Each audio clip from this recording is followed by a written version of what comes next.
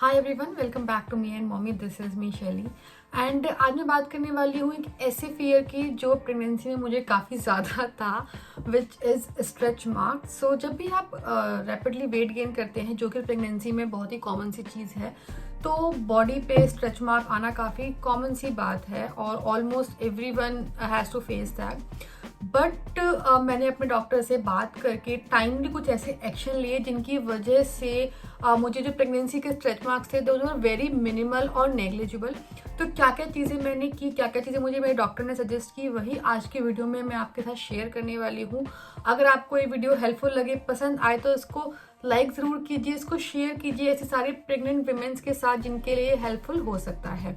इसके अलावा अगर आपके प्रेगनेंसी से रिलेटेड कोई भी क्वेश्चन है, कोई भी क्वेरी है जिसका आंसर हम कर सकते हैं, तो प्लीज़ उसे कमेंट करके ज़रूर बताइए। इस प्रेगनेंसी से रिलेटेड और भी कुछ वीडियोस हमने पहले बनाए थे जो आपको प्रेगनेंसी प्लेलिस्ट में मिल जाएंगे, जो कि डिस्क्रिप्शन बॉक्स में आप इजीली फाइंड कर सकते हैं। तो हम फटाफट से वीडियो स्टार्ट करते हैं। सबसे पहले ये समझते हैं कि जो प्रेगनेंसी में स्ट्रेच मार्क्स होते क्यों हैं, उसका रीज़न क्या होता है। तो जो सबसे बेसिक रीज़न होता है स्ट्रेच मार्क्स का, जो कि प्रेगनेंसी से रिलेटेड नहीं है, which is rapidly weight gain. तो जब वेट गेन बहुत एकदम से होता है, जिसकी वजह से स्किन जो होती है वो थोड़ी सी स्ट्रेच होती है, और जब स्किन वापस अपनी फॉर्म में आती है, अपनी शेप में आती है, तो वो जो स्ट्रेच स्किन हुई थी जब आपने वेट गेन किया था उस टाइम पे, वो स्ट्रेच के मार्क्स रह जाते हैं। This is very common in pregnancy and अब किसी और रीजन से भी अगर आप रैपिडली वेट गेन करते हैं तो भी स्ट्रेच मार्क्स आपकी बॉडी पे आपको देखने को मिलेंगे। सेकेंड रीज़न होता है स्किन में इलास्टिसिटी कम होना या स्ट्रेचेबिलिटी कम होना। ये जनरली जेनेटिक होता है, इसमें कोई कुछ एज सच कर नहीं सकता है, आपको आपकी मदर से या जीन से मिलता है। और इसके अलावा जैसे जैसे हमारी एज बढ़ती है वैसे वैसे स्किन की इलास्टिसिटी जो होती है वो कम होती रहती है। थर्ड होता है स्किन की quality. So everyone has a different kind of skin, but जिनकी भी स्किन काफ़ी ड्राई और रफ होती है उनको stretch marks as compare to जिनकी हेल्दी या सॉफ्ट या वेल मॉइस्चराइज स्किन होती है उनके कंपैरिजन में ज़्यादा होते हैं।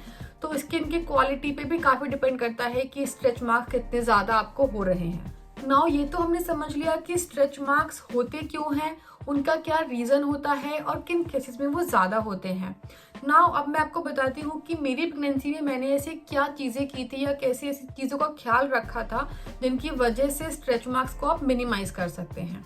सबसे पहली चीज़ जो मैंने की थी, मैंने पूरी प्रेगनेंसी में मेजरली हेल्दी फूड ही खाया था, जिसमें majority of the time home cooked food ही मैं खाती थी, क्योंकि डेफिनेटली वो हेल्दी होता है। एंड उससे मुझे दो फायदे हुए। एक तो प्रेगनेंसी में डेफिनेटली आपको हेल्दी फूड खाना चाहिए, वो आपके बेबी के लिए भी अच्छा होता है।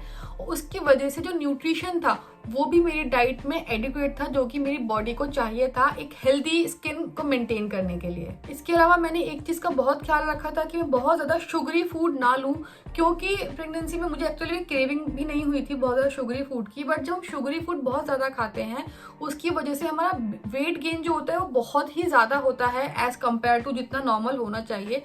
तो मेरा वेट गेन बहुत ज़्यादा नहीं था, मिनिमम जितना होना चाहिए एवरेज प्रेगनेंसी के टाइम पे उतना ही वेट गेन हुआ था। शुगर कंजप्शन की वजह से कोई एक्सेसिव वेट गेन नहीं हुआ था, जिसको मैंने अवॉइड किया था। तो ये एक बहुत अच्छी चीज़ है, अगर आप शुगर कंजप्शन कम रखते हैं तो आपका जो एब्रप्ट वेट गेन होता है वो नहीं होगा, जिसकी वजह से स्किन को जो है बहुत ज़्यादा स्ट्रेच नहीं करना पड़ेगा। थर्ड और बहुत ही हेल्पफुल जो चीज़ मैंने की थी, which is moisturising my tummy twice a day. सो मैंने इस डॉक्टर से जब बात की थी, आई थिंक मेरी जब हम सेकंड विजिट पे हम डॉक्टर के पास गए थे, तभी मैंने डॉक्टर से इस चीज़ को डिस्कस किया था। एंड उन्होंने ही मुझे सजेस्ट किया था कि आप दिन में 2 बार अपने जो टमी या जो बेली एरिया है उसको वेल मॉइस्चराइज कीजिए। तो एक बार बात करने के बाद, क्योंकि उस टाइम पे स्किन काफ़ी सॉफ्ट और सपल होती है, स्किन बहुत क्लीन होती है, तो मॉइस्चराइजेशन जो भी आप करेंगे वो आपके स्किन अच्छे से अब्जॉर्ब कर लेती है। And second, before bed time, तो without fail for all the like 8.5 months मैंने डेली बेसिस पे मॉइस्चराइजेशन किया था, ताकि जो मेरी स्किन है वो स्ट्रेची और सॉफ्ट रहे। नेक्स्ट चीज़ जो मैंने की थी, जो आपको सभी को प्रेगनेंसी में करने के डॉक्टर सजेस्ट ही करते हैं, सब लोग बोलते ही हैं, विच इज़ आपका जो वाटर इनटेक है, फ्लूइड इनटेक है, वो बहुत ज़्यादा आपको बढ़ा देना चाहिए। नॉट एक्सेसिव बट डेफिनेटली जितना आप नॉर्मल पानी पीते हैं उससे ज़्यादा पानी आपको प्रेगनेंसी में पीना चाहिए। काफ़ी हेल्पफुल रहता है बेबी के लिए भी, आपके लिए भी। उससे बॉडी इंटरनली भी हाइड्रेटेड रहती है, स्किन क्वालिटी इंप्रूव होती है, इंटरनली बॉडी मॉइस्चराइज जब रहेगी तो उसकी इलास्टिसिटी डेफिनेटली बढ़ेगी। और जो स्ट्रेच मार्क्स है, जब बॉडी स्ट्रेच हो रही है तो स्ट्रेच मार्क्स होने की जो पॉसिबिलिटी है और जो बाद में जो उसके निशान रह जाते हैं वो कम हो जाती है। तो पानी पीना, कोकोनट वाटर, जूस, कुछ भी आप जो भी आपको लगे कि आपको पीना का मन कर रहा है, नींबू पानी, डिपेंडिंग ऑन आपका जो भी जिस भी वेदर में आप हैं, ये सारे ही लिक्विड इनटेक बढ़ाने से आपकी बॉडी की इलास्टिसिटी इंप्रूव होती है। एंड इसके अलावा आई थिंक जो चीज़ मेरे केस में काफ़ी ज़्यादा काम करी विच इज़ जेनेटिक्स। तो मेरी मदर को भी बहुत ज़्यादा विजिबल स्ट्रेच मार्क्स नहीं है, मेरी सिस्टर को भी नहीं है। तो आई थिंक वो कुछ जीन्स या जेनेटिक्स से भी होता है कि जब मतलब मेरी प्रीवियस जनरेशन में, मेरी जनरेशन में मेरी मॉम और मेरी सिस्टर को भी काफ़ी कम है, तो शायद वो भी एक रीज़न है जिसकी वजह से मुझे भी काफ़ी कम स्ट्रेच मार्क्स हुए। सो ये सारी चीज़ें थी जिन्होंने मुझे हेल्प किया। मेरे केस में मेरे लिए काफ़ी हेल्पफुल रही स्ट्रेच मार्क्स को मिनिमाइज करने में।